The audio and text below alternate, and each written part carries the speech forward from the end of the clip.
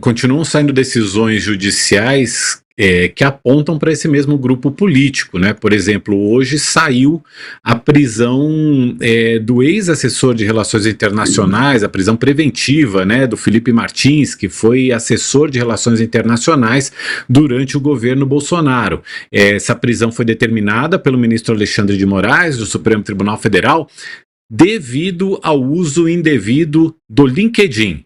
Aí você vai me perguntar, bom, mas que mal que tem ele usar o LinkedIn?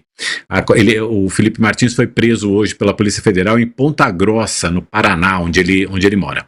Acontece o seguinte, que entre as medidas cautelares que haviam sido impostas ao Felipe Martins, uma delas era de não usar redes sociais, né?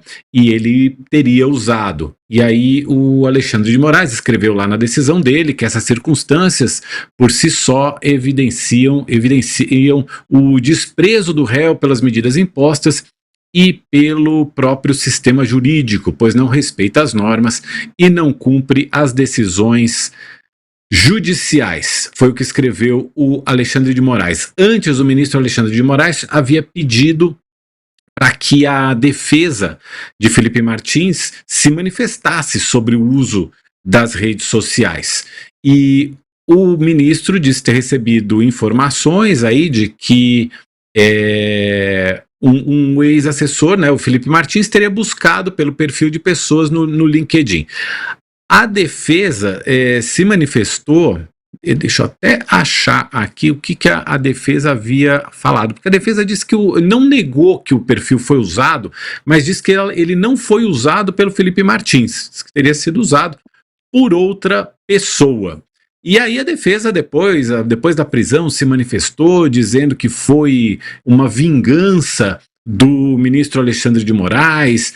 O advogado Jeffrey Schickini afirmou que Martins foi preso sem descumprir as medidas cautelares, disse que a prisão preventiva foi determinada sem motivo. Ele publicou um vídeo dizendo o seguinte: Felipe Martins estava cumprindo de forma exemplar, segundo o próprio ministro Alexandre de Moraes, as cautelares determinadas. Está há mais de 600 dias cumprindo todas as determinações judiciais e nunca recebeu nenhuma advertência.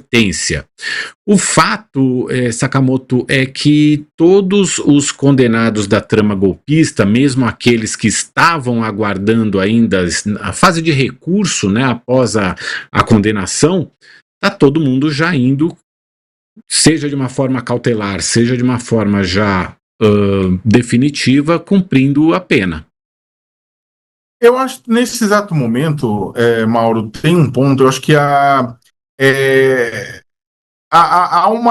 um receio por parte da justiça se os condenados nos núcleos cruciais da trama golpista vão fazer a mesma coisa que muitos dos condenados ou muitos dos réus, que eram peixes pequenos, que participaram do 8 de janeiro, o pessoal da massa de manobra, né, e se pirulitar. Né? E aí você teve muita gente que fugiu para a Argentina, muitos desses peixes pequenos, essa raia miúda que fugiu para a Argentina, e aí você teve também, entre aqueles peixes grandes, por exemplo, o Alexandre Ramage, que fugiu para a Flórida, né? Você teve o próprio Silvinei Vasquez, que fugiu para o Paraguai e foi pego no aeroporto de Assunção, embarcando para El Salvador. Né? Então ele ia também se pirulitar. Então tem um medo grande com relação a isso, que esse pessoal neste exato momento não vai aproveitar também para fugir, para não cumprir pena. Né? Aí se discute, mas é válido ou não é válido. Aí que tá.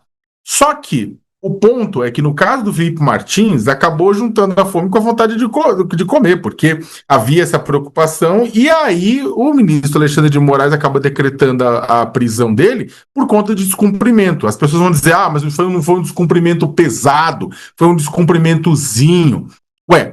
Descumprimento é descumprimento. Né? Tem muita gente, inclusive, que está defendendo o Felipe Martins, que acha que a pessoa que roubou um bife porque estava com fome tem que amargar um xilindró de anos, né? E aí você fala, mas é um furto famélico, né? Não, vagabundo tem que ser preso.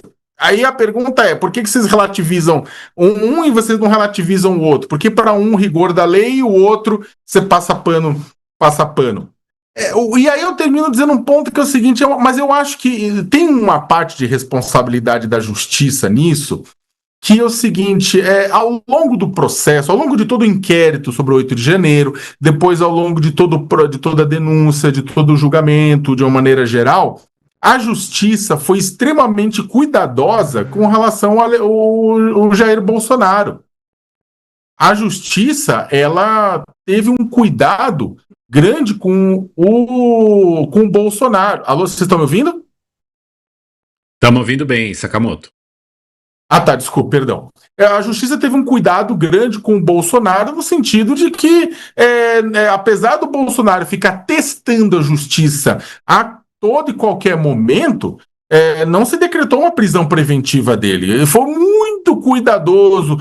Primeiro restringe rede, tornozeleira, domiciliar. Ninguém tascou uma preventiva no Bolsonaro logo de cara. Discutia-se, inclusive, que lá em 2024, quando o Bolsonaro se pirulita para a Embaixada da Hungria e passa durante 2 ou 3 dias inalcançável pela lei brasileira, porque estava dentro da Embaixada húngara, e discutia se ele não poderia, inclusive o nosso colega Walter Mairovich discutia aqui se não era o caso de uma prisão preventiva. Por quê? Porque ele estava descumprindo uma decisão. Ele ficou, ele passou ao largo, ele ficou inalcançável pela justiça brasileira durante aquele período, contrariando, inclusive, decisões judiciais. E aí o Alexandre de Moraes, não é o caso, e depois, muito cuidadosamente, foi colocando passo a passo até chegar, até quando derreteu a tornozeleira. Não tinha jeito, né, gente? Porque aí, se fugisse depois de derreter uma tornozeleira, ia ser um mico histórico para a justiça brasileira. Então, o que acontece? O que eu estou querendo dizer com isso? Estou querendo dizer que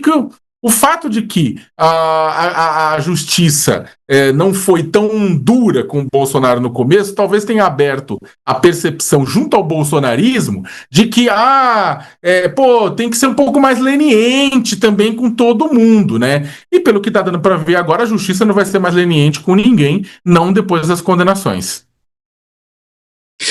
E olha, só para a gente concluir, fechar esse capítulo, a gente sempre fala aqui daquele personagem que a gente gosta muito, que é o roteirista do Brasil. Aliás, deve ser uma equipe de roteiristas, porque nenhum roteirista não daria conta de tanta...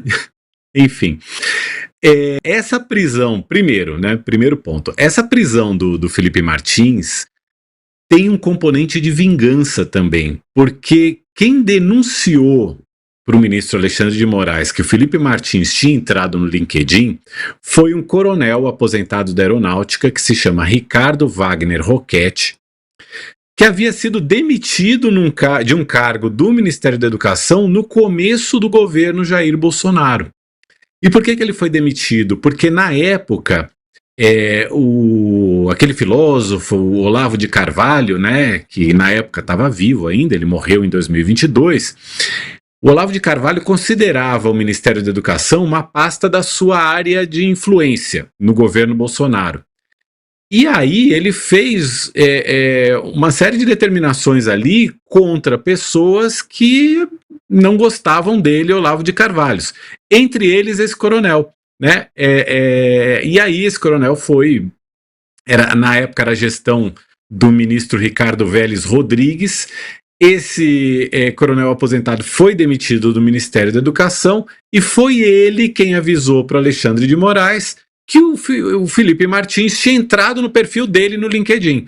Ele viu lá, ele visualizou, falou assim, opa, esse aqui não pode usar a rede social, e ele entrou no meu perfil aqui para me espionar. Me espionar não, me espiar.